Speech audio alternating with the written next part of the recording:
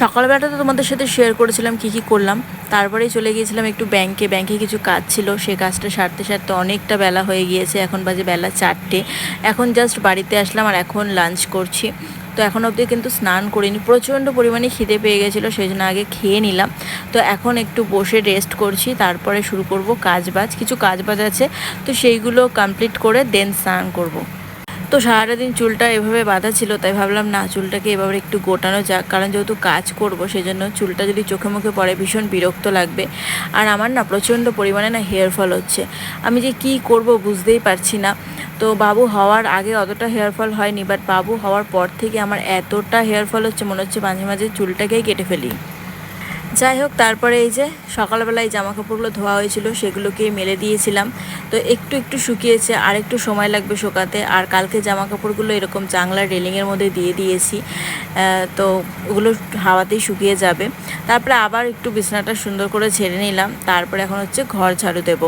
তার আগে কিছু জামা কাপড় ছিল, সেগুলোকে ভাবলাম না ধুয়েই নিই। কালকে সকালের কালকের ওয়েদারটা কেমন থাকবে না থাকবে, যদি বৃষ্টি হয় তাহলে তো আর জামা কাপড় কাচা যাবে না, তাই ভাবলাম না এখনই জামা কাপড়গুলোকে কেচে নিই। কেচে তারপরে রাতেবেলা রেখে দেবো, জল ঝরে যাবে। কালকে যদি মেঘলা ওয়েদারও থাকে একটু হাওয়া দিলেও জামা কাপড়গুলো শুকিয়ে যাবে। তো যেমন কথা তেমন কাজ, জামা কাপড়গুলো ধুয়ে নিয়ে চলে এসেছি। এখন মেলবো না, আগে ঘরটা ঝাড়ু দিয়ে নিই, স্নান করে নিই, তারপরে জামা কাপড়গুলো মেলবো। সকাল থেকে এই নিয়ে দুবার আমি এখন ঘর ঝাড়ু দিচ্ছি। সকালবেলা কিন্তু আমি ঘর ঝাড়ু দিয়েছি, মুছেছি, আবার এখন একটু ঘর ঝাড়ু দিচ্ছি, কারণ মনে হলো আমার একটু বালি বালি লাগছে। আমার বালি বালি লাগলে না ভীষণ বিরক্ত লাগে, সেই জন্য আমি ঘরটাকে এখন ঝাড়ু দিয়ে নিচ্ছি। তারপরে হচ্ছে যাব স্নান করতে। আর স্নান করব কি, তারপর থেকেই চলে এসেছিলো বর, তাকেও আবার খাবার দিতে হলো। খাবার দিয়ে বাসন টাসন মাজতে মাজতে প্রায় বেজে গেছে 6টা। আজকে আমি বেলা 6টার সময় স্নান করেছি, আমি এরকম কোনোদিনও স্নান করি না। যখন খুব গরম পড়ে তখন 2-3বার স্নান করি, তখন একবার সকালে করি, একবার দুপুরে করি, আবার একবার বিকেলে করে নিই। তারপরে দেখো চলে আসলাম হচ্ছে স্নান টান করে উপরে। আর এসে দেখো আমার ছেলে যে এত কাজের হয়েছে কি আর বলবো, ও সমস্ত জামা কাপড়গুলোকে নামিয়ে এখন এই জানলার মধ্যে রাখছে। তারপর এখন বাজে হলো প্রায় 6:45। এখন জাস্ট ঘুমালো বাবু, কারণ সারাদিন না ঠিকমতো ঘুমাতে পারেনি, যেহেতু আমরা গিয়েছিলাম ব্যাংকে, বললামই তো, সেই কারণে।